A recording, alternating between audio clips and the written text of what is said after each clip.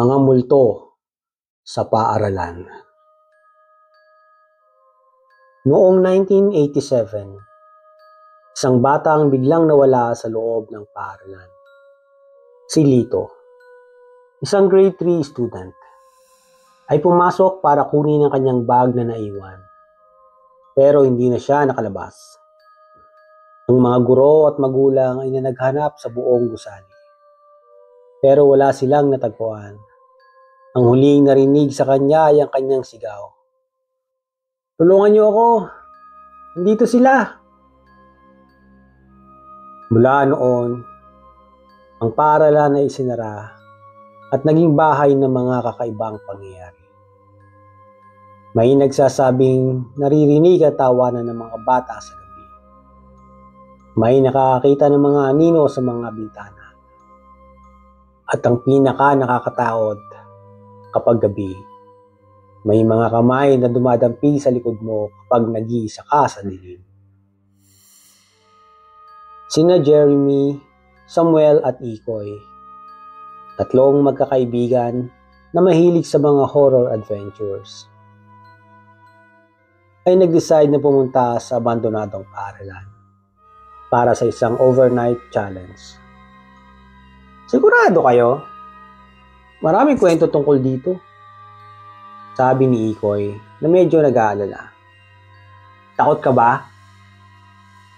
Iyaw ni Samuel habang tumatawa ng malakas. "Wala namang multo. Mga kwento lang yan."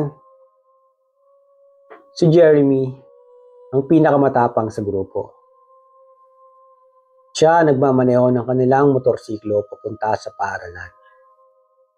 Nang makarating sila, ang malamig na hangin ay bumalot sa kanila. Ang gusali ay puno ng mga sira-sirang upuan, basag na bintana, at mga lumang libro na nagkalat sa sahig. "Ang creepy talaga," bulong ni Ikoy.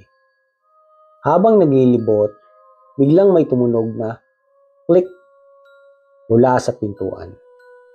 "Ano yun?" Gulat na tanong ni Samuel. Nang lingunin nila, ang pinto ay sarado na. "Walang gumalaw, di ba?" Nanginginig na tanong ni Ikoy.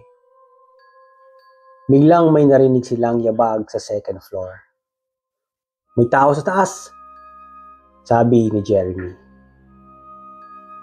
Daan-daan silang umakyat. Ang bawat hakbang ay may kasamang pagtaginting ng lumang kahoy. Nang makarating sila sa may hallway, may nakita silang isang silid na bahagyang nakabukas. Sa loob, may nakalagay na mga larawan ng mga estudyante. Lahat sila ay may malalalim, itim na mga mata. "Grabe, ang creepy naman ito," sabi ni Samuel. Biglang may humawak sa balikat ni Ikoy. "Uy, huwag kang mabiro," sigaw niya. Pero nang lumingon siya, wala. "Hindi ako yung humawak sa'yo," sabi ni Jeremy. Naramdaman nila ang lamig. Sa dulo ng hallway, may nakatayo. Isang bata. Nakasuot ng lumang uniforme. Basa ang buhok at nakatitig ng diretso sa kanila na hindi kumukurap. "Sino yun?" Gulat na sabi ni Samuel. Nang kumislap ang ilaw, bigla itong nawala. Pero may narinig silang boses. "Tulungan niyo ako." Natuklasan nila ang isang lumang diary sa faculty room. Nakasulat dito ang mga pangalan ng mga estudyanteng biglang nawala sa loob ng paaralan. "Hindi lang si Lito, marami sila," sabi ni Jeremy. Biglang nag-crash ang mga libro sa shelf. "Lumabas na tayo dito," sabi ni Ikoy. Pero nang tumakbo sila pababa, ang hagdan ay naging mas mahaba. Parang walang katapusan. "Imposible ito. Pabulong na sabi ni Samuel. Sa dulo ng hallway, may tinala ang mga anyo ng mga bata. Nakatayo at nakangiti. Gusto nilang makipaglaro. Bulong ng isang boses. Biglang may humila kay Samuel pababa. "Samuel!" sigaw ni Jeremy. Pero nawala siya sa dilim. Si Jeremy at Tikoy ay desperadong naghanap kay Samuel. Narinig nila ang kanyang sigaw mula sa basement. Nandito siya. Pero nang buksan nila ang pinto, wala si Samuel. Pero may nakasulat sa pader. "Nandito kami lahat."